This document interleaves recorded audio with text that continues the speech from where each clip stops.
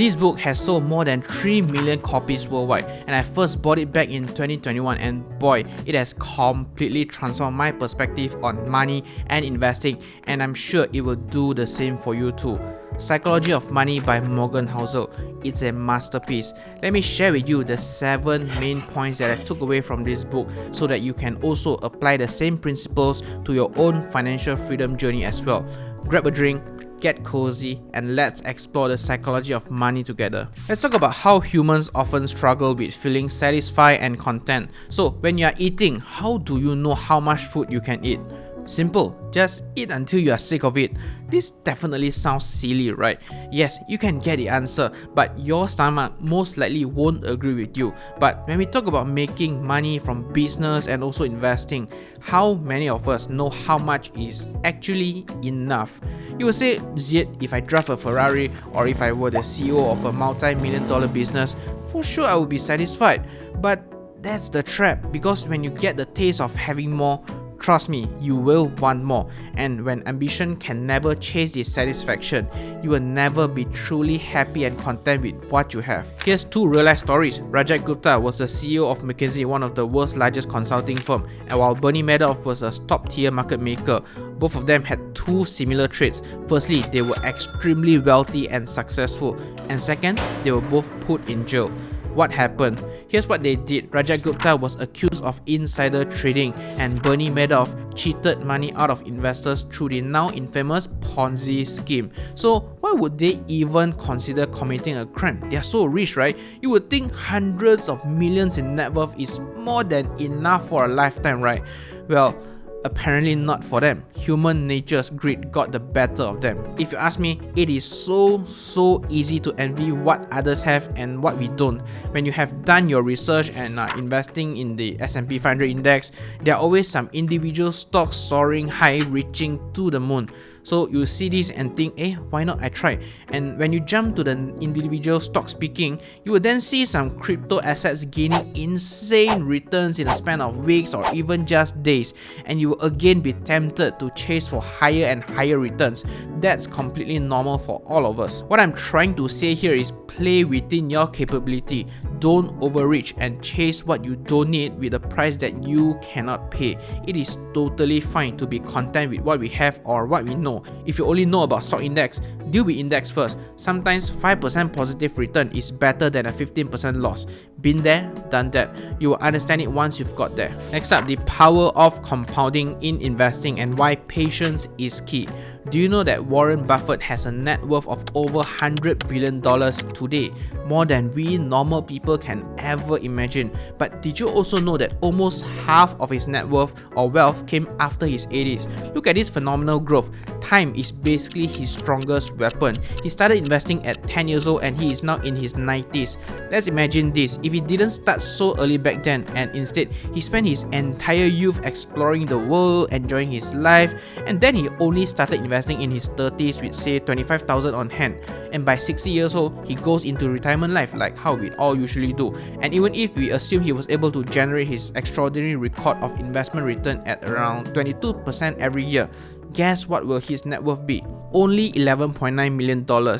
Yeah, I know it's still an incredibly huge sum for all of us, but compared to his actual current net worth of more than $100 billion, that is only about 0.01% of what he has today. So the takeaway here is, rather than go big or go home, the secret to Warren Buffett's success is actually patience and compounding. So start investing early and stop checking your investment portfolio every 5 to 10 minutes. It will just cause you to make irrational short-term decisions that won't benefit you in the long run. Let's move on to the next one. Tails, you win. The author had a mind-blowing quote here. You can be wrong half of the time and still make a fortune. To him, all mistakes in business and investing can be offset by the long tail.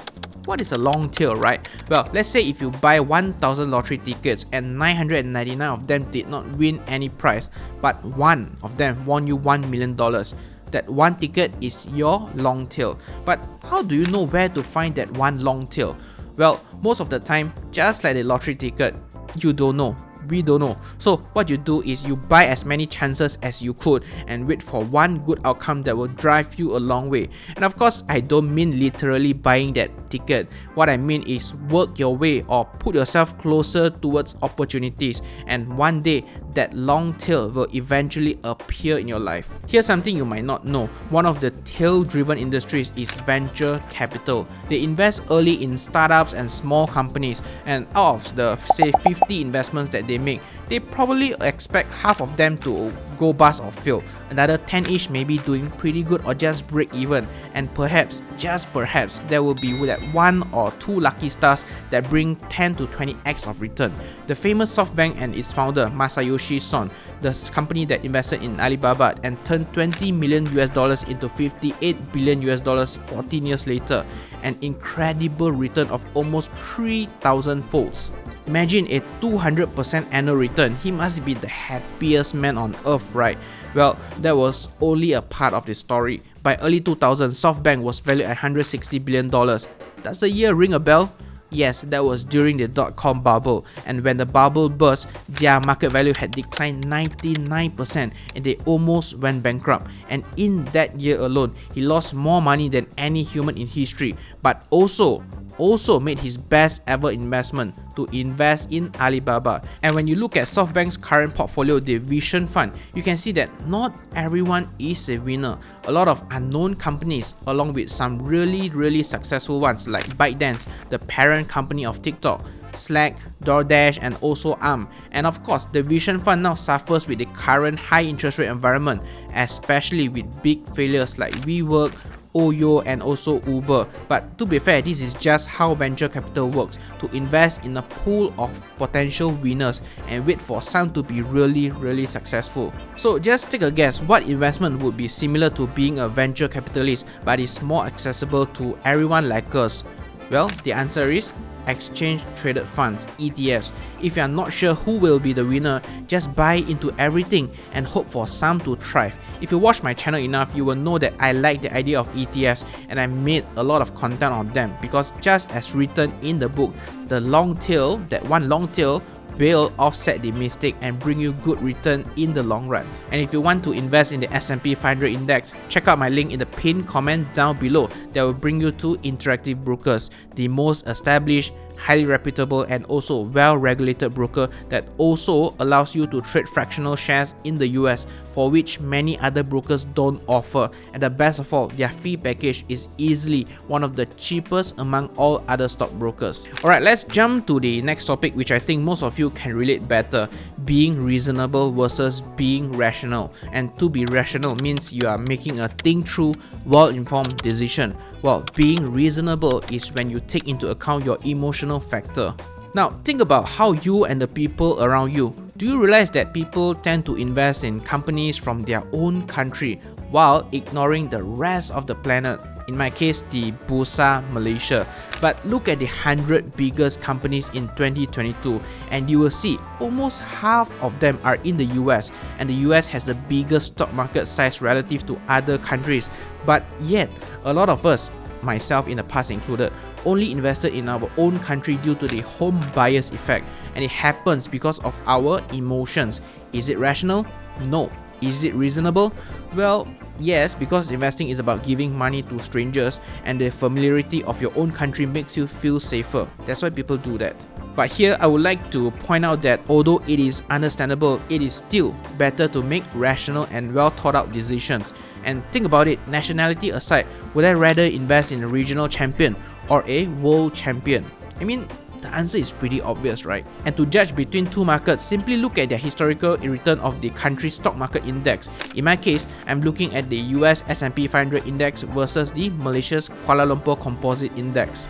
Look at the S&P 500 index from 1994 until today. Even though the market is rather bad, it still offers a return on investment of over 1,418% or 9.81% per year. Now, on the other hand, if you invest the same amount of money in Bursa Malaysia in the same period, your return is only at 22.3%, losing to the S&P 500 by almost 65 times. I mean, the numbers speak for themselves, right? Now, have you ever thought about volatility in stocks as something that is not necessarily bad? In chapter 15, the author challenges the common notion that volatility is to be avoided at all costs. While it's understandable to feel uneasy when you see your stock prices going up and then go down, trying to avoid volatility by frequently buying and selling stocks can actually hurt your performance in the long run.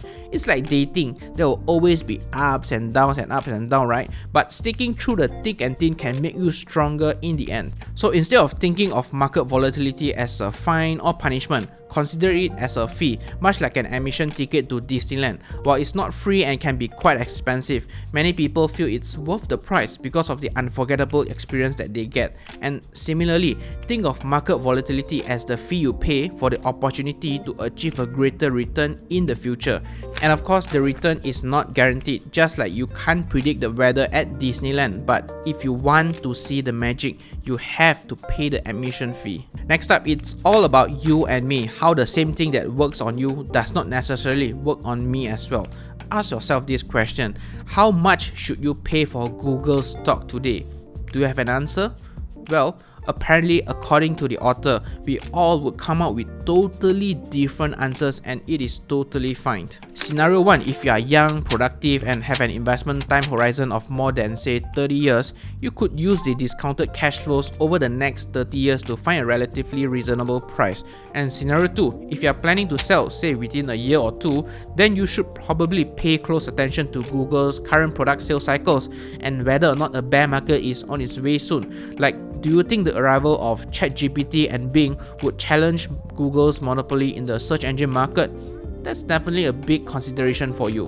Or scenario number 3, if you are a day trader, then screw it, who cares? The price just needs to be anywhere higher 3 hours later for you to profit from your long trades, right? So when someone, be it the stocks guru or commentator on CNBC, tells you to buy this or buy that stock, be really careful, because they do not know who you are. How can we think that the rich old millionaire on TV and the young teenage trading for fun should listen to the same stock suggestion? And that is the reason why I don't give advice on which stocks to buy or venture into any cryptocurrency investments. I mean, yes, I can tell you good stocks to buy and hold right now, but do you know when to sell later? Or what if the stocks crash? Do you know what to do? Buy the dip or cut your losses? You get my point, right? No one knows your finances better than you, and that's the reason why they call it personal finance. Alright, next, this is a pretty good one. Imagine this: you're about to start your morning with some news, and you are reading the headline. Now, do you think it will be a good or bad news? Well, it goes without saying, everyone knows it's going to be bad news, not only because the media is selling on fears to get views and make profit on that, but bad news in nature gains more attention and it feels more important to know about it. And to conclude in a sentence, you can say that optimism sounds like a sales pitch, but pessimism sounds like someone is trying to help you. Imagine this: someone smart tells me that they have a stock pick that will rise 10 times in a year. I will probably laugh it off. You would too, right? But if someone mediocre tells me that the stock I own is about to collapse due to accounting fraud, you bet I will listen to every single word he says. Sadly, it's just who we are. Our genes make us scared of losing. Same goes to the stock market. A 40% decline over 6 months will draw so much attention and discussions, but a 140% gain that takes place over 6 years can go unnoticed.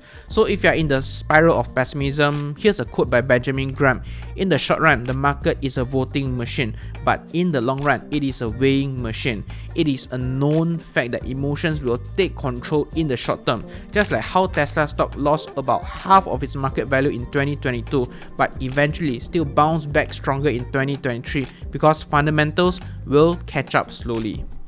So this is it, Psychology of Money by Morgan Housel. There are more interesting chapters, but I cherry-picked the best excerpts that still resonate with me until today. I definitely recommend you to read it someday. After all, the book costs like 60 ringgit or something, or you can even download its ebook PDF online for free. It's literally everywhere on the internet. Let me know in the comment section down below if you like content like this, and I'll probably consider making more of them for you. After all, I thought instead of just reading and keeping it all to myself, it's pretty nice to be able to share some of them with you from time to time. Thanks for watching, and as usual, I will see you in the next one.